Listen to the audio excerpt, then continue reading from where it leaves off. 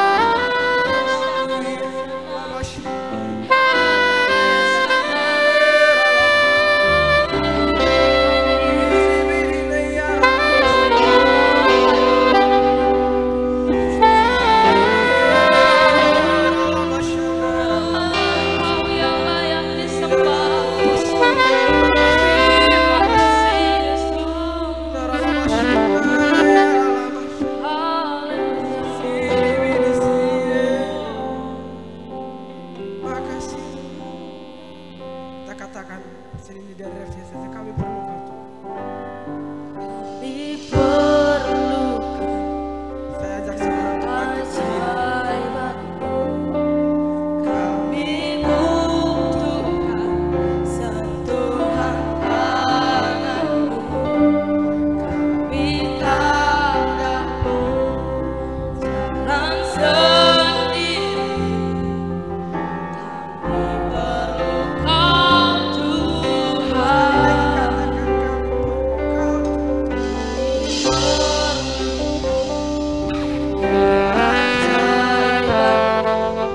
Kami butuhkan sentuhan tangan-Mu. Kami tak dapat jalan sendiri.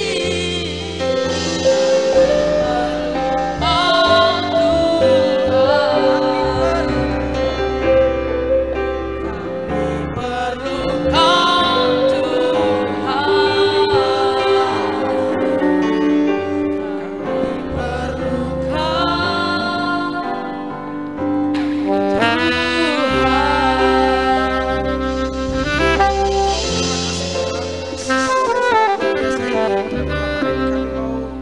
Mulai ibadah kami Tuhan, kami mau memuji memuliakan nama-Mu Tuhan. Pimpin kami dengan kuasa Roh Kudus-Mu. Dalam nama Tuhan Yesus Kristus kita yang siap untuk memuji Tuhan, sama-sama katakan amin. Shalom. Semangat untuk memuji Tuhan, haleluya. Amin. Kita katakan pujian kita, Tuhanku Maha Besar.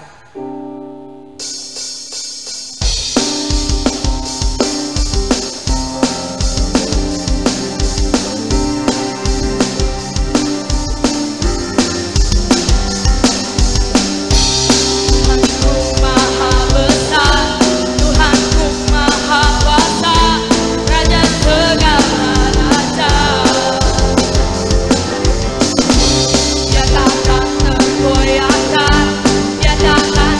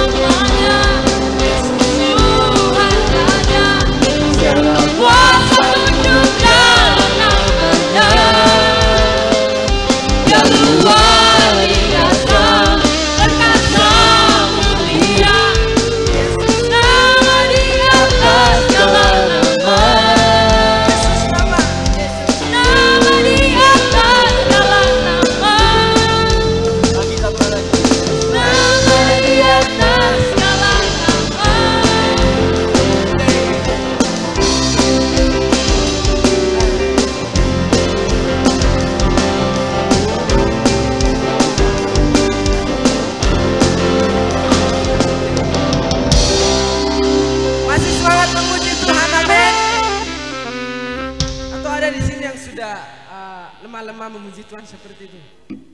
Masih semangat memuji Tuhan, haleluya. Kita katakan pujian kita tiada berkesudahan.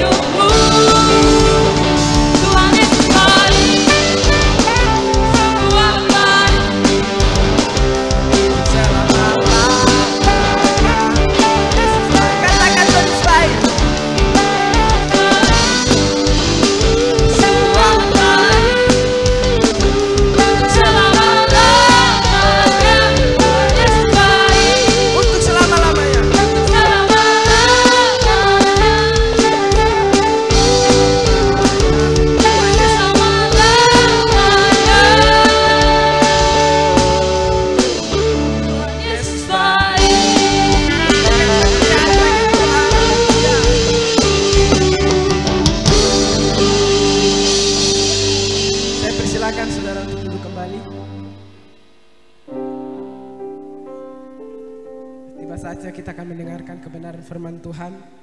Mari kita persiapkan hati kita untuk mendengarkan kebenaran firman Tuhan. Biarlah benih yang sungguh, benih yang hidup kita tanamkan dalam setiap hati kita, untuk kita lakukan, untuk kita hidupi di setiap pribadi kita. Terima kasih Tuhan, kami telah bicara ya Tuhan. Telah bicara ya Tuhan.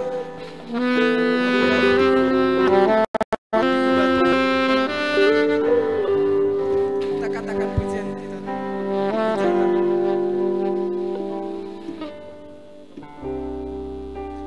Kekuatan di jiwaku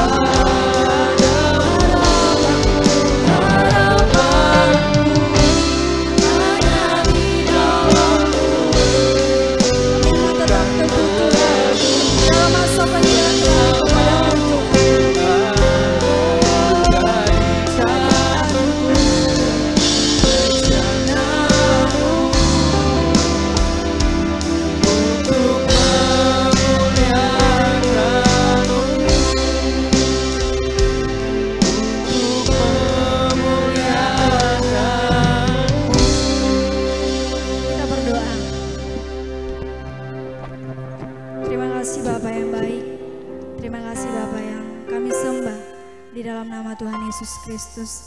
Kami bersyukur kalau sampai saat ini kami ada, semua karena kemurahan dan kebaikan-Mu Tuhan. Saat ini kami mau mendengarkan kebenaran firman-Mu. Kami percaya bahwa Roh Kudus bekerja di dalam setiap hati kami saat ini. Berikan kami telinga seorang murid dan hati seorang hamba. Kami mau menjadi pelaku kebenaran firman-Mu yang taat dan setia Tuhan.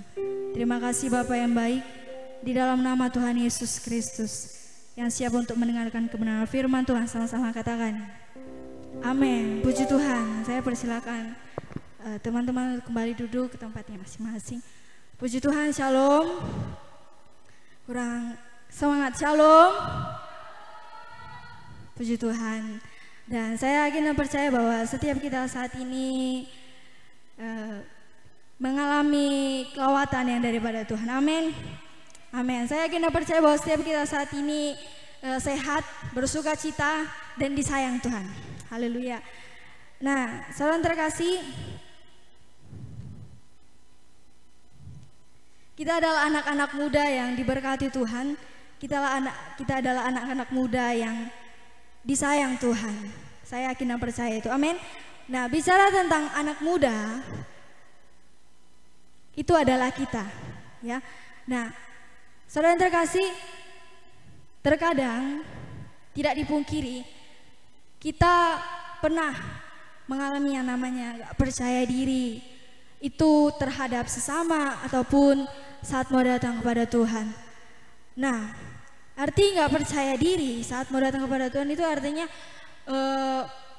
menyadari kalau kita pernah melakukan salah, menyadari kalau kita melakukan pelanggaran yang tidak berkenan di hadapan Tuhan, dan itu yang akhirnya membuat kita gak percaya diri untuk datang kepada Tuhan. Padahal sebenarnya, ya saudara yang terkasih, Tuhan itu gak pernah mandang salahnya kita. Tuhan gak pernah mandang dosa atau celah yang kita lakukan, karena sejatinya kita itu berharga di hadapan Tuhan. Amin. Kita itu anak-anaknya yang berharga di hadapannya. Kita ini limited edition, jadi gak ada duanya. Kita itu satu, bahkan juga kita ini benar-benar sangat berharga di matanya. Nah, saudara yang terkasih, namun kelemahan setiap anak-anak muda sering masih memikirkan hal-hal duniawi. Nah, ya kita sudah jarang punya waktu pribadi bersama dengan Tuhan. Kita sudah jarang bagi waktu kita, kasih waktu kita sama Tuhan. Ketika kita punya waktu untuk datang kepada Tuhan, kita malah memikirkan hal-hal yang menyibukkan diri kita sendiri. Malah kita pakai waktu kita untuk kepentingan diri kita sendiri, dan kita nggak kasih waktu kita sama Tuhan. Dan tanpa kita sadari, itu membuat kita jauh dan semakin jauh daripada Tuhan. Nah, saudara yang terkasih, kita gak pernah berpikir untuk bagaimana kita prioritaskan Tuhan dalam kehidupan kita. Karena sering sekali di hidup kita, kita melayani keinginan kita. Nah, di malam hari ini saudara yang terkasih, kita mau sama-sama belajar kebenaran firman Tuhan. Kita mau sama-sama pelajari tokoh Alkitab yang kalau dilihat ya, dari pekerjaannya itu dia adalah seorang yang berdosa. Pekerjaannya itu tidak halal di hadapan Tuhan. Dan tapi dari sisi positifnya, dia punya kisah, dia punya perjalanan hidup yang sampai saat ini itu menjadi dampak bagi banyak orang Kristen ketika kita mendengar kisahnya. Nah, langsung saja kita buka kebenaran firman Tuhan di dalam Lukas pasal yang ke-19. Ayat yang pertama sampai ayat yang ke-10 kita akan baca. Tapi saya akan baca ayat yang pertama, kemudian nanti saudara baca ayat yang kedua, saya baca ayat yang ketiga kembali. Nah, begitu juga sampai seterusnya sampai ayat yang ke-10.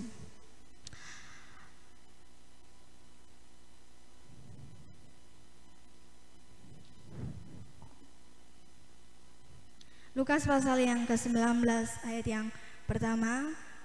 Baik, saya akan membacakannya. Yesus masuk ke kota Yeriko dan berjalan terus melintasi kota itu.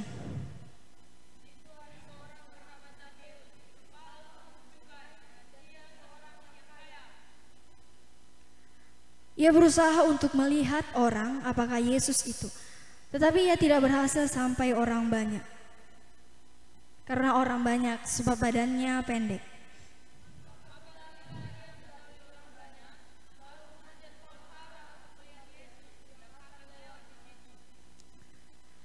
Ketika Yesus sampai ke tempat itu, ia melihat ke atas dan berkata, "Zakeus, segeralah turun, sebab hari ini aku harus menumpang di rumahmu."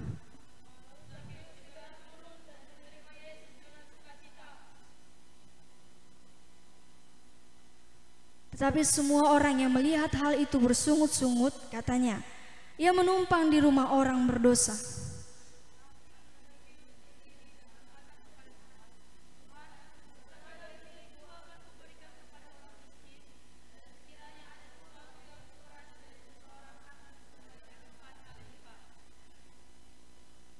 Kata Yesus kepadanya, "Hari ini telah terjadi keselamatan kepada rumah ini, karena orang ini pun anak Abraham."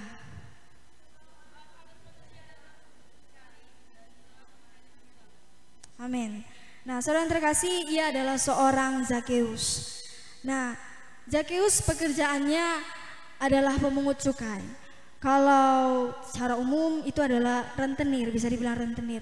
Dan bahasa kasarnya lagi itu dibilang lintah darat gitu. Nah, saudara yang terkasih, suatu keajaiban ketika Roh Kudus menjamah hatinya Zakeus, ia tergerak untuk melihat Yesus, dia tergerak untuk bertemu dengan Yesus. Nah, tapi saudara yang terkasih, dia punya keterbatasan di dalam fisik. Dia orang yang pendek, dia orang yang kecil gitu. Bisa kita bayangkan, walaupun kita nggak pernah lihat Zakeus secara langsung gitu kan. Tapi setelah kita baca ayat Alkitab ini, kita bisa bayangkan bagaimana tubuhnya, ya, bagaimana postur tubuhnya pada saat itu. Tapi di dalam keterbatasan fisiknya itu, ia mau berusaha berjuang bagaimana tujuannya itu harus tercapai, yaitu dia harus melihat Yesus. Nah, pada saat itu dia berusaha untuk mencari pohon. Dia ingin melihat Yesus, memakai pohon itu, dia menggunakan pohon itu sebagai sarana untuk dia dapat melihat Yesus.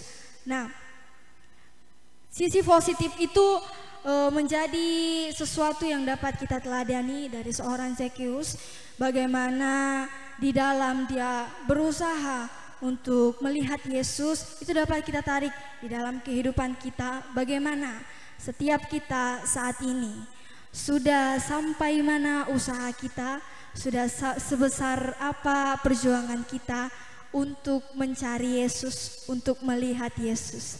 Saudara terkasih, kalau bisa dipikir-pikir, bukan hal yang mudah bagi Zakeus, karena pada saat itu pasti ramai.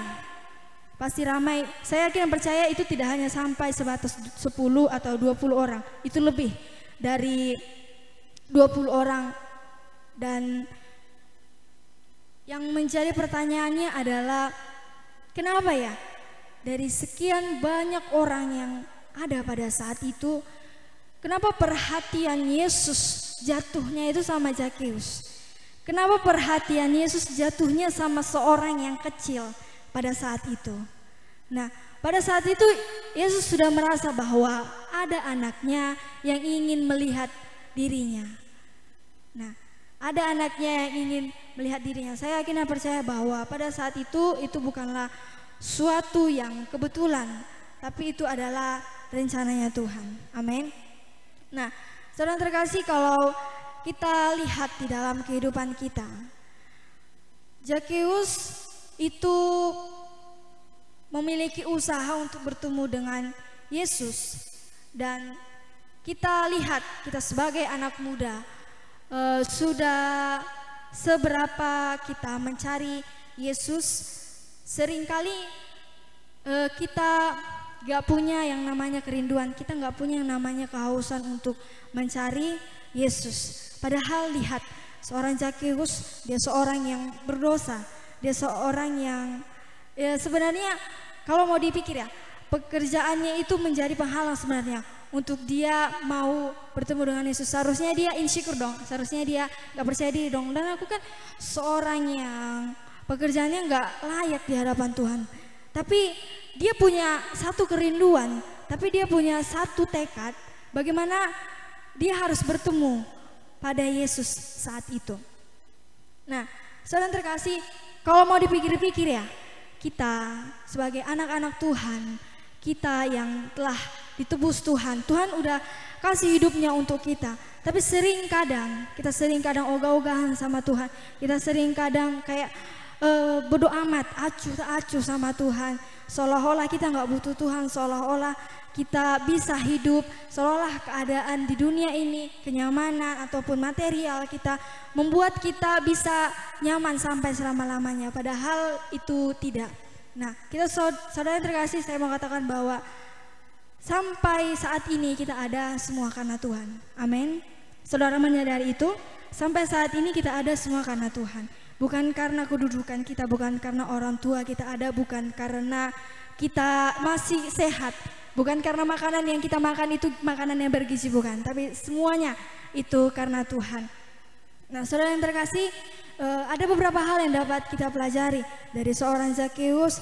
Walaupun dia seorang yang tadi kita baca, dia orang yang berdosa di dalam pekerjaannya, tapi saya katakan tadi dia punya sisi positif yang dapat kita teladani dan dapat menjadi dampak bagi kehidupan kita. Yang pertama adalah Zakheus memiliki ketulusan hati. Katakan ketulusan hati.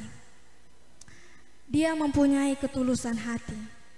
Saudara yang terkasih, dia nggak pernah kita baca di dalam kitab ini, dia nggak ada bersungut-sungut, dia nggak ada kayak mengeluh saat dia mau mencari Tuhan itu, saat dia mau melihat Tuhan itu. Padahal sebenarnya kalau dipikir ya, kalau dipikir bisa saja sebenarnya dia mengeluh dan bersikap bodoh amat, karena pada saat itu kondisinya ramai dan itu pasti sangat sempit, dan dia memiliki tubuh yang kecil, pendek, dan itu bisa saja jadi alasan dia untuk malas kayak gitu kan. Tapi itu tidak menjadi penghalang, karena satu yang menjadi tujuan dia adalah untuk bertemu dengan Yesus. Jadi saudara yang terkasih, ketika tujuan kita itu lebih besar, ketika tekad kita itu lebih besar, segala penghalang, segala penghambat apapun itu yang mencoba untuk menggagalkan fokus kita bertemu dengan Tuhan itu nggak akan jadi pengaruh. Amin. Jadi saudara yang terkasih, tanamkan pada diri setiap kita bagaimana kita mau memiliki fokus yang besar, bagaimana kita menitik fokuskan diri kita, hidup kita pada tujuan kita, yaitu untuk mencari Tuhan. Yang kedua adalah Zakheus seorang pejuang.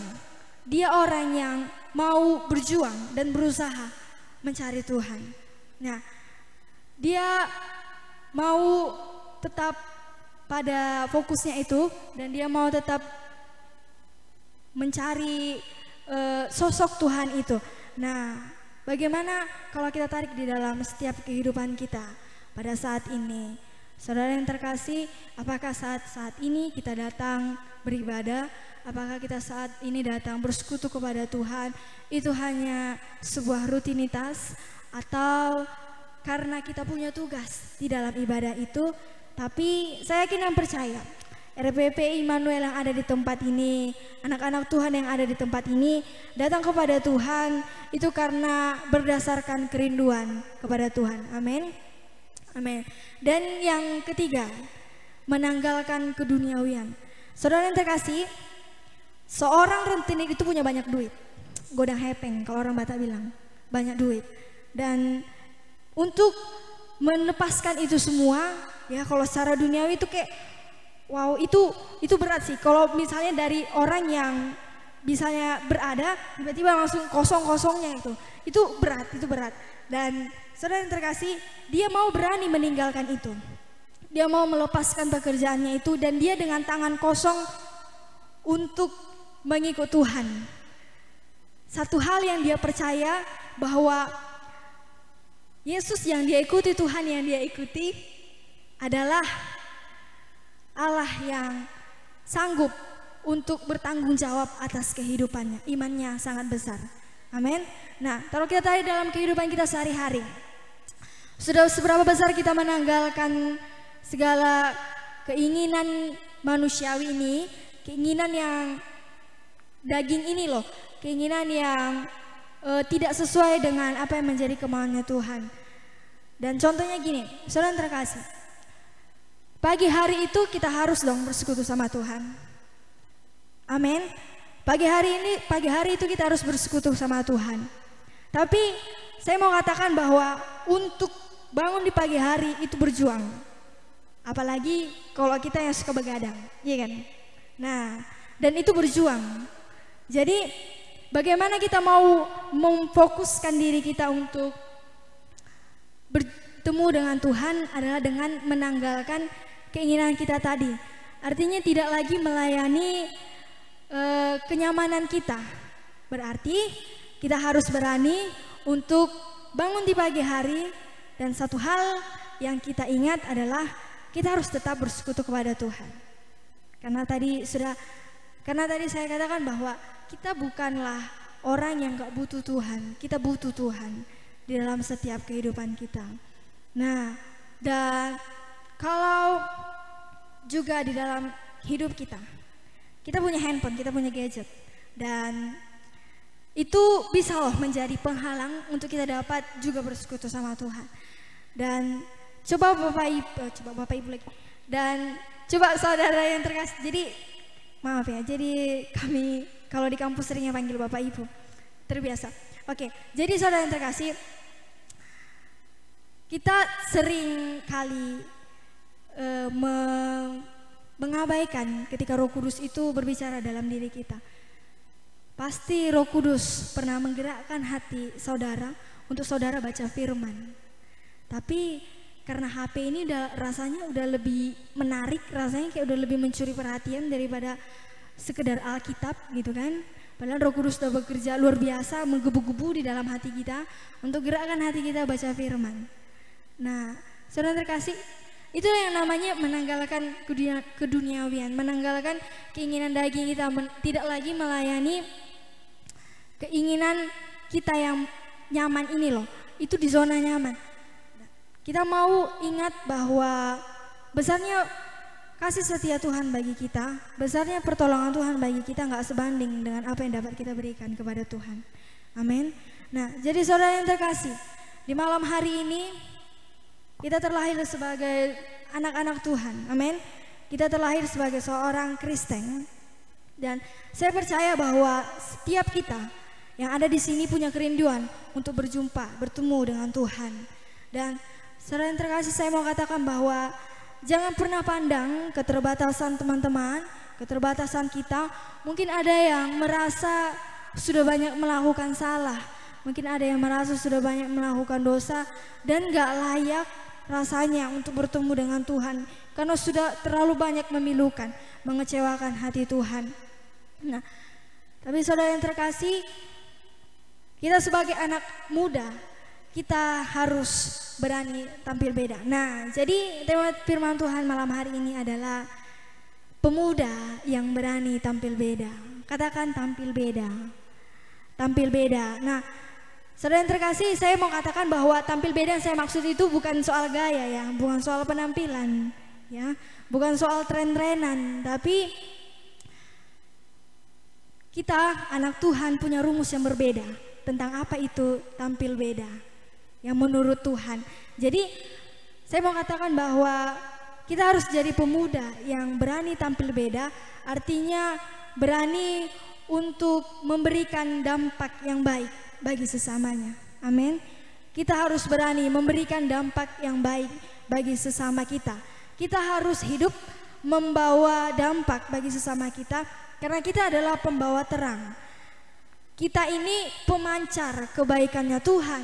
Kita ini pemancar kasih setianya Tuhan. Bahkan kita ini memancarkan kemuliaannya Tuhan di dalam hidup kita. Amin. Saya yakin dan percaya itu.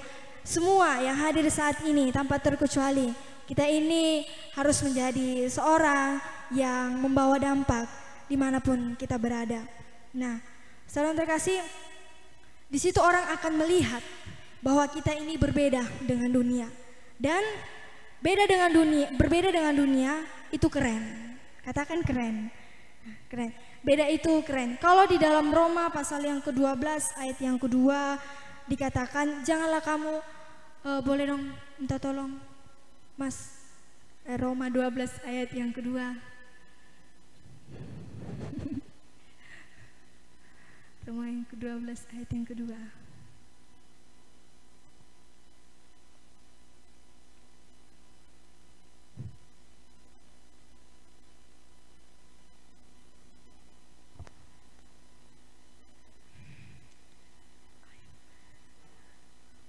Sama-sama kita bacakan ya, Roma 12 ayat yang kedua. 1, 2, 3.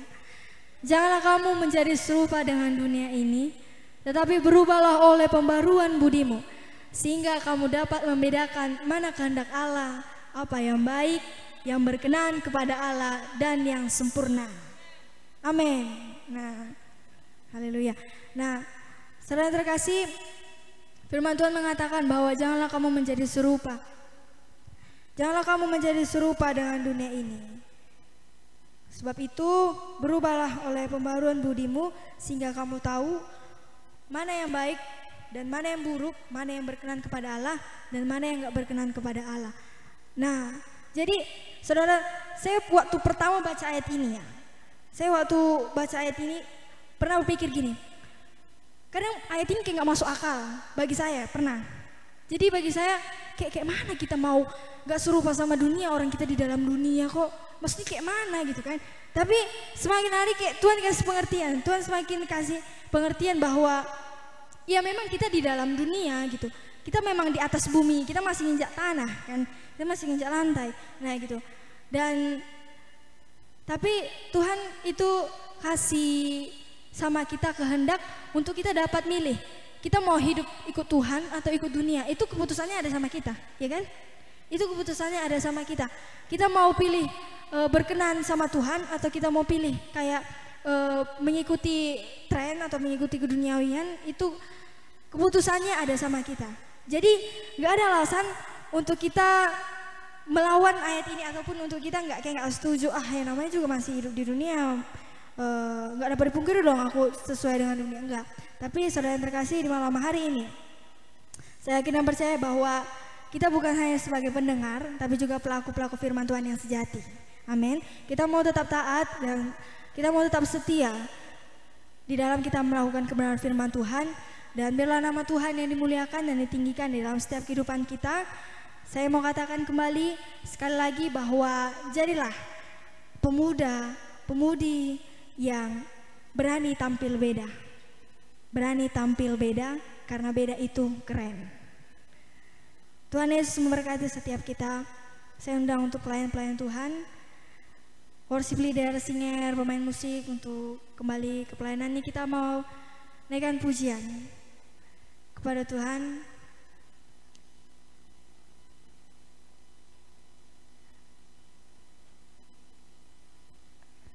Kita katakan, ubah hatiku seperti hatimu Tuhan.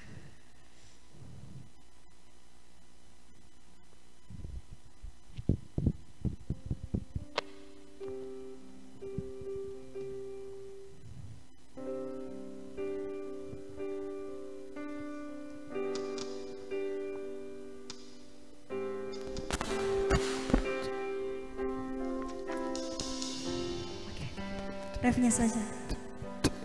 Hatiku seperti hatimu, kudus berkenan bagimu, bagaikan emas yang murni, bentuk hatiku selalu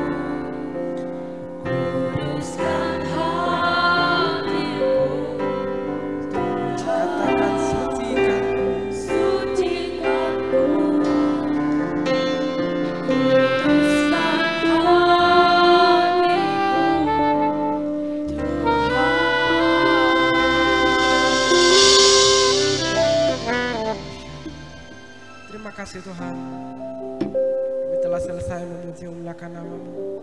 Kami telah selesai mendengarkan kebenaran firman-Mu ya Tuhan. Tambah-tambahkan hikmat, tambah-tambahkan marifat dalam kehidupannya hamba-Mu yang telah menyampaikan kebenaran firman-Mu. Biarlah semakin hari pemakaian Tuhan semakin dahsyat dan luar biasa. Dan malam hari ini ya Tuhan, kami mengakhiri ibadah kami. Kami percaya Roh Kudus-Mu terus bekerja dalam kehidupan kami. Roh Tuhan terus tertanam dalam kehidupan kami Tuhan.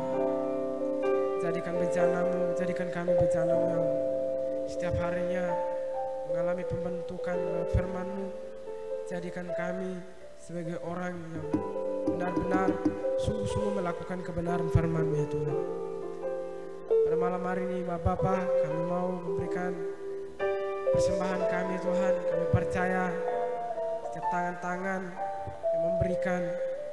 yang memberi setiap persembahan Tuhan, oleh Tuhan membalasnya berlipat kali ganda. Demikian juga yang belum sempat untuk memberi ya Tuhan. Dan pada malam hari ini kami mengakhiri ibadah kami Tuhan. Kami percaya Tuhan ada di pihak kami dan Tuhan selalu berserta dengan kami. Dalam nama Tuhan Yesus Kristus kami berdoa, haleluya. Amin.